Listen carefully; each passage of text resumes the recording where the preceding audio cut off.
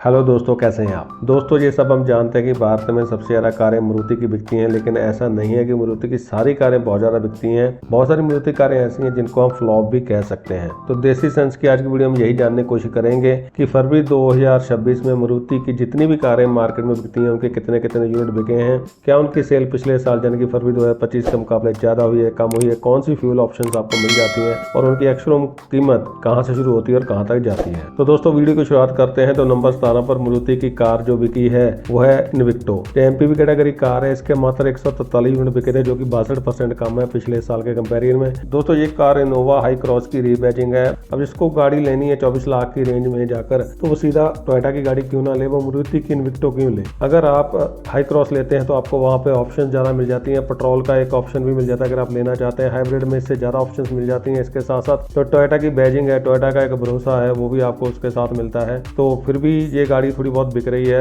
तो कमाल की बात है, लेकिन इसको लेने का कोई सेंस बनता नहीं है। नंबर 16 पर बिकी है मारुति सुजुकी की एस्प्रेसो। हैचबैक कैटेगरी कार है। 451 यूनिट बिके थे, जो कि 73% कम है पिछले साल के कंपेरिजन में। ये मात्र पेट्रोल में मिलती है। 3.5 लाख से शुरू होकर 5.5 लाख तक इसकी एक्स-शोरूम कीमत है। इस गाड़ी को सबसे ज्यादा हेट किए जाने वाली भारत में कार भी कहा जाता है। वैसे ये कार इतनी बुरी नहीं है, लेकिन मारुति की बुरी मार्केटिंग की वजह से ये कार इतना ज्यादा नफरत का शिकार हुई, क्योंकि मारुति ने इसको एक तरह से एसयूवी की तरह पेश किया। अब ये एसयूवी तो है नहीं, जो बच्चा सा लगती है, लेकिन अगर इसको एक हैचबैक की तरह ही मारुति इसको प्रोजेक्ट करती तो हो सकता था इसकी सेल काफी अच्छी होती, ये भी काफी बिकती। नंबर 15 पर बिकी है मारुति सुजुकी की जिम्नी।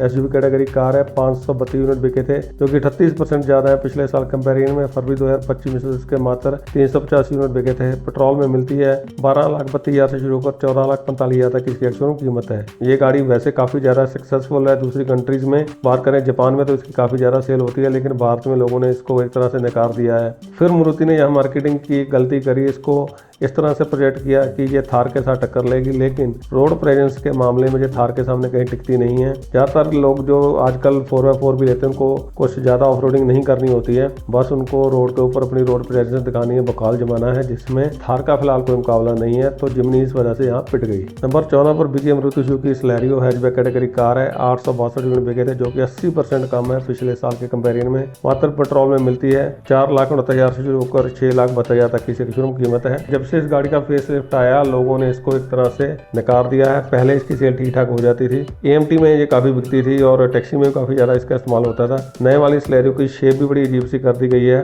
और भी बहुत सारी इसमें प्रॉब्लम्स हैं, इसलिए लोग इसको ज़्यादा प्रेफर नहीं करते हैं। नंबर 13 पर बिकी है मारुति सुजुकी की इग्निस। हैचबैक कैटेगरी कार है। 1848 यूनिट बिके थे, जो कि 23% कम है पिछले साल के कंपेरिजन में। मात्र पेट्रोल में मिलती है। 5,35,000 से शुरू होकर 8,26,000 तक की एक्स-शोरूम कीमत है। दोस्तों, ये एक ऐसी कार मैं कह सकता हूँ कि जो कि बहुत बढ़िया है। अपने बजट में बात करूँ तो बहुत ही ज़्यादा आपको value for money package offer करती है। गाड़ी में ऐसा कोई बड़ी प्रॉब्लम नहीं है, बस लोगों को इसकी शेप शायद बहुत ज़्यादा पसंद नहीं आई है। ये कोई बहुत ज़्यादा अच्छा कर नहीं पाई। जब से जो लॉन्च हुई है, थोड़े बहुत यूनिट इसके हमेशा बिकते रह जाते हैं, लेकिन फिर भी अगर आप इस बजट में कार ढूंढ रहे हैं तो आपको इग्निस की तरफ देखना चाहिए। अगर आपको सेकंड हैंड इग्निस भी अच्छी कंडीशन में मिल जाती है तो गाड़ी में कोई प्रॉब्लम नहीं, गाड़ी बहुत बढ़िया है। नंबर 12 पर बिकी है XL6। एमपीवी कैटेगरी कार है। 3,633 यूनिट बिके हैं, जो कि 93% ज्यादा है पिछले साल कंपेरिजन में। पेट्रोल सीएनजी में मिल जाती है। 11,52,000 से शुरू होकर 14,48,000 की इसकी कीमत है। ये एक अर्टिगा का ही दूसरा रूप है। इसको थोड़ा सा बेहतर तरीके से प्रेजेंट किया गया है, काफी अच्छी लगती है। इसमें भी 6 सीटर की ऑप्शन ही मिलती है, 7 सीटर की ऑप्शन इसमें नहीं मिलती है। मेरे ख्याल से अगर इसमें 7 सीटर की ऑप्शन भी दी जाए तो इसकी सेल और बढ़ सकती है, क्योंकि बहुत सारे लोग होते हैं जिनको 7 सीटर चाहिए होती है, लेकिन वो अर्टिगा नहीं लेना चाहते, क्योंकि अर्टिगा के ऊपर एक टैक्सी वाला टैग भी लगा हुआ है।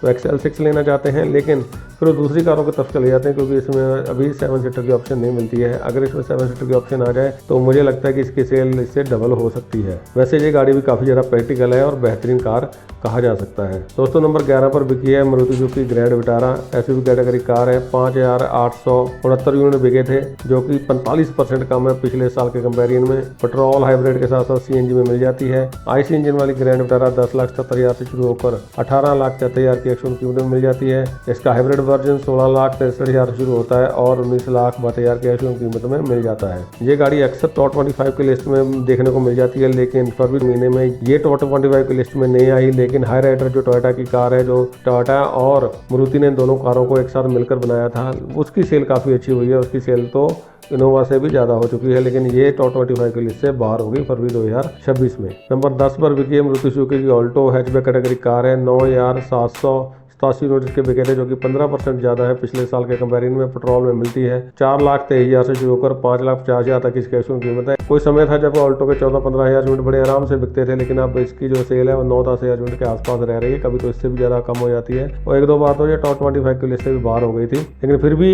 ये एंट्री लेवल एक अच्छी कार है, इसको लोग लेना पसंद कर रहे हैं, तो इसकी सेल काफ़ी अच्छी बनी हुई है। नंबर 9 पर बिकी है मारुति सुजुकी की इक्को एमपीवी कैटेगरी कार है। 11,620 यूनिट बिके हैं, जो कि 1% ज़्यादा है पिछले साल कंपेरिजन में। पेट्रोल सीएनजी में मिल जाती है 5,21,000 से शुरू होकर 6,36,000 तक की इसकी एक्चुअल कीमत है। मुझे एक बहुत ही बेसिक सी कार है, इसमें कोई फैंसी फीचर नहीं आते हैं, बस इसकी प्रैक्टिकलिटी इतनी अच्छी है कि इसका कमर्शियल में और पर्सनल में लोग इसका काफ़ी इस्तेमाल करते हैं। लेकिन कई बार मैं हैरान होता हूँ कि इसके इतने ज़्यादा यूनिट बिकते हैं, लेकिन रोड के ऊपर आपको कभी ऐसा लगता नहीं है कोई नई कोई आई हो जो चल रही हो। रोड पर तो ज़्यादा पुरानी कोई नज़र आती है। नंबर 10 पर बिकी है मारुति सुजुकी की विक्टोरियस एसयूवी कैटेगरी कार है, एक नया प्रोडक्ट है जिसको 2025 में ही लॉन्च किया गया था। 13,021 यूनिट्स के बिके थे।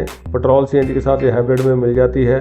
मेरे ख्याल से इसके आने के बाद जो ग्रैंड विटारा है उसकी सेल को हिट लगी है।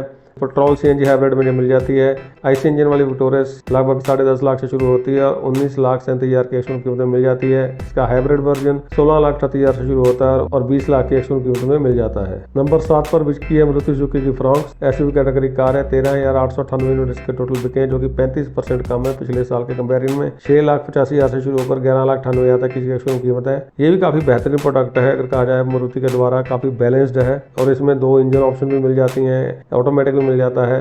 अगर कोई बेलिनो नहीं लेना चाहता और एक ऐसी कम खर्चे वाली कार लेना चाहता है तो उसके लिए तो फ्रॉन्क्स बहुत अच्छा प्रोडक्ट है। नंबर 6 पर बिकी है मारुति सुजुकी की बेलिनो हैचबैक कैटेगरी कार है। 14,632 यूनिट इसके बिके हैं, जो कि 5% कम है पिछले साल के कंपेरिजन में। ये भी पेट्रोल सीएनजी में मिल जाती है। 6,74,000 से शुरू होकर 9,96,000 तक की इसकी एक्चुअल कीमत है। अगर किसी को एक अच्छी स्पेस वाली और बहुत कम खर्चे वाली गाड़ी चाहिए तो मेरे ख्याल से बेलिनो से बढ़िया कोई और कार नहीं है। नंबर 5 पर बिकी है मारुति सुजुकी की स्विफ्ट हैचबैक कैटेगरी कार है। 14,833 यूनिट इसके टोटल बिके थे, जो कि 9% कम है पिछले साल के कंपेरिजन में। ये भी पेट्रोल सीएनजी में मिल जाती है। 5,79,000 से शुरू होकर 8,80,000 तक की इसकी एक्चुअल कीमत है। जिस तरह से मारुति को उम्मीद थी कि नई स्विफ्ट आने के बाद, नया इंजन आने के बाद जब इसकी माइलेज बहुत अच्छी हुई थी, इसकी सेल बहुत ज्यादा होगी, उम्मीद से इसकी सेल कम ही रही है, उतनी ज्यादा नहीं हुई है। नंबर 4 पर बिकी है Maruti Suzuki WagonR hatchback category car है। 14,885 यूनिट इसके बिके थे, जो कि 25% कम है पिछले साल कंपेरिजन में। पेट्रोल सीएनजी में मिल जाती है। 5 लाख से शुरू होकर 6,95,000 तक की एक्चुअल कीमत है। नंबर 3 पर बिकी है Maruti Suzuki Ertiga MPV category car है। 17,807 यूनिट बिके थे, जो कि 20% ज्यादा है पिछले साल कंपेरिजन में। इसकी सेल काफी ज्यादा अच्छी हो रही है, काफी ज्यादा लोग इसको पसंद कर रहे हैं। कमर्शियल में इसका बहुत ज्यादा इस्तेमाल होता है, माइलेज बहुत अच्छी है,